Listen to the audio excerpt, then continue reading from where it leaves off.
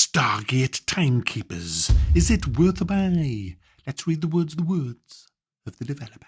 Stargate Timekeepers is a real-time tactics game where you lead a team of specialists through a story-driven campaign set in the SG-1 universe. Sneak your characters behind enemy lines, use their unique skills, craft the perfect plan to unravel a time loop mystery, and defeat the Guadalupe threat. As a disclaimer, guys, I would like to say that I am not a huge Stargate fan. I watched the movie with Kurt Russell. I loved that, but I've never watched any of the series.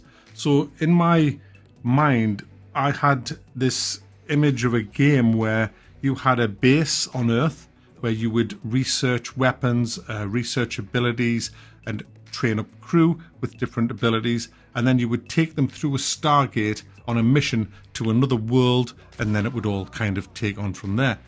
But I didn't get that. I haven't even seen a Stargate in this game yet. The game comprises of 14 missions. You get 7 now, 7 later on this year. They're kind of like episodes of a TV show, if you like. But all the ones I've played, and I'm halfway through the first 7, is you're already on a planet, and you don't know who's who if you're not a Stargate kind of nerd. So I don't know what's going on, to be honest with you. All I know is that I control a couple of guys around a map, stealthing around and knocking people out. Yeah.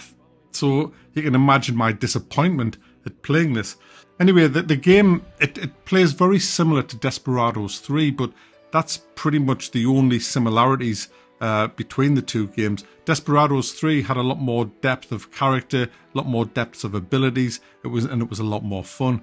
And unfortunately, Stargate fails on the fun factor. It's more frustrating than fun, which is why it has a quick load and quick save already pre-bound, F5, F7, and I think I've worn them keys out. It's that hard. This game is brutal. Even on normal difficulty, it's brutally hard. On hard difficulty, I don't even want to know.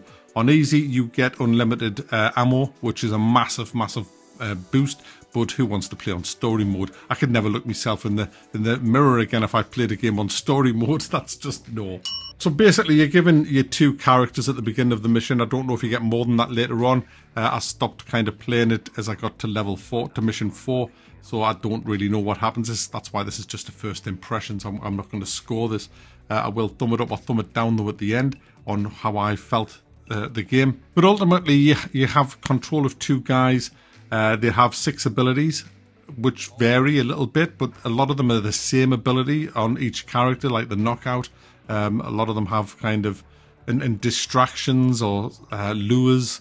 They all kind of have them. There's only a couple of things that makes them a bit different, such as the sniper guy. He has the sniper rifle, which is really good. The sniping in this game is awesome. I really love that. And other abilities are, such as a submachine gun instead of a sniper rifle, the girl that you control early on. There's a stun grenade, which is very, very useful, very handy. But I think the main problem that I've got with this game is I found it boring.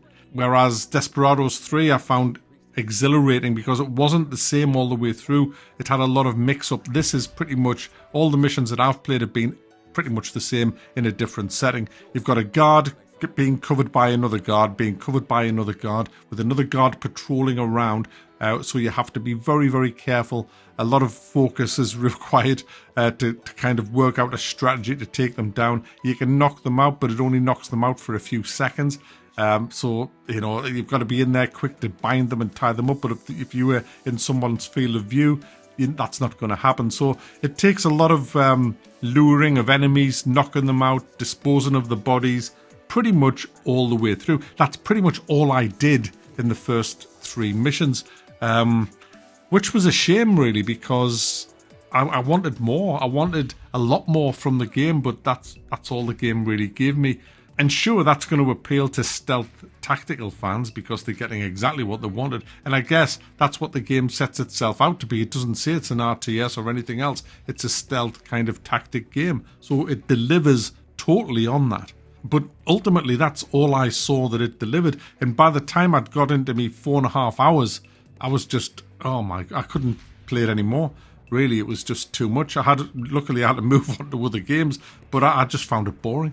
I was waiting for it to change gear a little bit and give me some more, but it just never did. It was just rinse and repeat the same stuff, and I needed more. It feels like a big missed opportunity, to be honest with you. Now, it's not a bad game. I'm not saying that the game is bad, because it clearly isn't. It looks nice. It also has that cool synchronization that you can with other AI members of your team. For example, you want to knock 2 guards out at the same time. You press the pause, then you give one of the guys an order, then you give the other guy an order. You'll see a little hologram move showing you what will happen if you execute that order. And you've got 2 options, synchronize or execute. If you execute, they'll both just move at exactly the same time and just do the hits. If you hit synchronize, which is really cool, they will not both move at the same time. The kind of AI of the game will control your characters to make them both arrive at the knockout point at exactly the same time, which is so cool. So it has all the tools for a good stealth tactic game. The problem is, if you don't like stealth tactic games, there's not a lot more for you here. The other missions that come out later this year may rectify that. I don't know. I can only review what I've actually played. And after 4.5 hours of this, I couldn't do any more. It was just too much. But if you do like stealth tactics, yes, there's a good game here. An absolutely good game here. That will have you scratching your head and pulling your hair out to get through some of the actual levels. Because the levels are huge. Very well designed. They look really nice, and there's a ton of enemies, tons of patrols, and lots of traps that you can trigger as well, that are map traps, if you like. You can push over things as distractions. You can operate machinery to drop logs on people's faces. There's a lot of stuff going on in the actual game. You can even dress up as an enemy. One of your abilities of one of your team members is you can mimic a uniform of somebody you've knocked out. So it's really, and you get the rank of that person, which allows you to walk around the base, providing you don't see anyone that's higher ranked than you, or they will spot you. So there's all of that stuff going on as well. So it is a good game in that sense, but it's just not going to be for everybody. I'm going to middle thumb this. I think that's a fair result.